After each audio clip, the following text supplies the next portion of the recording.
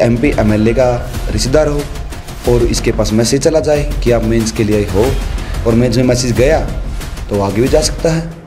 Final selection 1 lakh तक की बच्चों की रैंक जारी कर दो। 1 लाख तक ये मान लेंगे कि 1,50,000 तक बच्चे 4 टाइम्स में वो आएंगे, वो इस हिसाब से अपनी तैयारी करेंगे।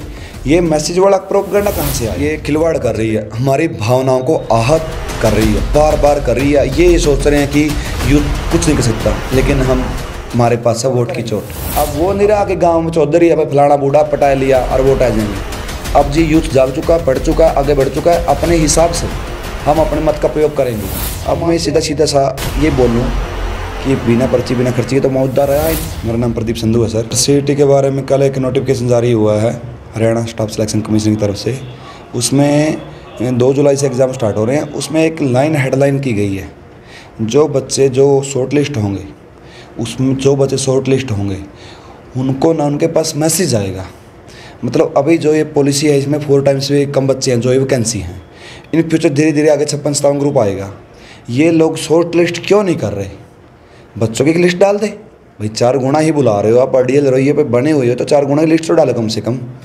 1 लाख तक की बच्चों की रैंक जारी कर दो। 1 लाख तक ये मान लेंगे कि 1,50,000 तक बच्चे 4 टाइम्स में वो आएंगे, वो इस हिसाब से अपनी तैयारी करेंगे। ये मैसेज वाला प्रोपेगेंडा कहाँ से आया? वैसे तो ये 2014 के बाद से 19 में जो टेंडर खत्म हुआ, बिना पर्ची बिना खर्ची पीट रहे थे, ढिंडोरा पीट रहे थे।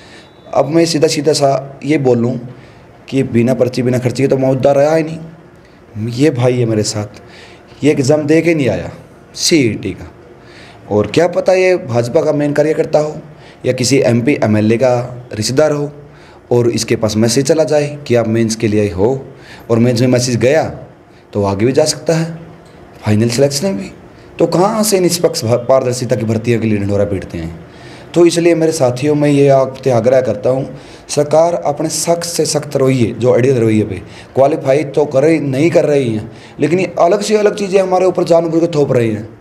देखिए जी मुख्यमंत्री महोदय जी, ये युवा ही है जो आपको 14 में बनाया, 19 में फिर 40 सीटें हमने दी, और ये यूथ जो 357 है, ये एस्पिरेंट नहीं है, ये एक परिवार है, एक के साथ 10 वोट हैं। तो आप देख लो 37 लाख 38 लाख वोट बन गए हमारे यूथ के, जो कि 2024 विधानसभा में बहुत ज़्यादा इम्पैक्ट डालेंगे, रोल करेंगे। अब वो नहीं रहा कि गाँव में चौधरी है फलाना बूढ़ा पटा लिया और वोट आ जाएंगे। अब जी यूथ जाग चुका, पढ़ चुका, आगे बढ़ चुका है। अपने हिसाब से हम अपने मत का प्रयोग करेंगे। हम मानते हैं हरियाणा में 2 ही राजनीतिक दल अब उभर के आगे आए हैं, एक भाजपा और एक कांग्रेस। हमारे पास एक हथियार नोटा भी है, हम उसका भी यूज करके दिखा देंगे। ये मानते हैं हम, कांग्रेस विपक्ष ने कम से कम देर ही सही आए, उन्होंने साथ तो दिया CET अभ्यर्थियों का। हम यदि हमारे साथ नाइंसाफ़ी करोगे आप लोग तो हमारे पास हथियार यही रहेगा नोटा, क्योंकि और राजनीतिक दल है ही नहीं है। कभी 10 साल तो वो पेल गए, हमें 2 साल तो उन्होंने खेला हमारी भावना के साथ, 10 साल ये खेल गए, आगे फिर उनको मौका देंगे, वो ऐसे कर देंगे। ये तो कंटिन्यू चलता रहेगा। मजाक क्या सर, ये खिलवाड़ कर रही है, हमारी भावनाओं को आहत कर रही है, बार बार कर रही है। ये सोच रहे हैं कि यूथ कुछ नहीं कर सकता, लेकिन हमारे पास है वोट की चोट। अब भी हम मुख्यमंत्री महोदय जी का दिल से स्वागत करने को तैयार हैं, यदि वो एक अच्छे तरीके से 3,57,000 अभ्यर्थियों को एक मौका दे, सिर्फ एक मौका। वो अपनी किस्मत वाले होंगे जो आगे मेंस में बैठ के जॉब ले जाएंगे। जो बाकी 357 में से बाकी बच गए बच्चे 3 लाख के समथिंग रहेंगे बेरोजगार, वो कम से कम हम वोट देने के लिए तैयार हैं। हमें सिर्फ एक एग्ज़ाम में बैठने का मौका दो। यदि आप अब भी साथ आ रहे हो, आपने यहाँ हमें पढ़ना लिखना सिखाया, बिना पर्ची खर्ची सिखाया, और दी भी है इन्होंने, लेकिन जो 14 से 19 में दी हैं, 19 से 24 में इनका खुद आपको बताऊं मैं, हरियाणा पब्लिक सर्विस कमीशन का डिप्टी सेक्रेटरी अनिल नागर 1 करोड़ रुपए क्या बोल रहे हैं, खर्ची वो मिला है। फिर उसको थोड़ा सस्पेंड करते हैं, ऐसे इंटीमेशन और ऐसे रूल आते हैं कि संपत्ति कुर्क कर ली जाएगी। लाए थे विधानसभा में कि ऐसे मिलेगा, कोई पर्ची खर्ची में मिलेगा या कोई लिपित मिलेगा भाई पेपर लीक करवाने में। क्या कुर्क हो लिया इनका? कुछ नहीं होना कुर्क। हमारे जैसे गरीब बच्चों जिसके पास कुछ ही नहीं है, उनकी संपत्ति कुर्क किया बिल्कुल आसानी से कर लेंगे। हमारे घर इतने अमाउंट दिखा देंगे इनकम टैक्स वालों की, कभी लाइफ में हमने देखे भी नहीं पैसे। ये सब इनका है। तो हमारे हाथ जोड़ के प्रार्थना है, यदि आप अब भी समझते हो बच्चों की पीड़ा, बच्चे मजबूरी में दाएं बाएं राजनीतिक दलों का सहारा भी लेंगे, क्योंकि हमने पढ़ा है कि विपक्ष की भूमिका क्या होती है।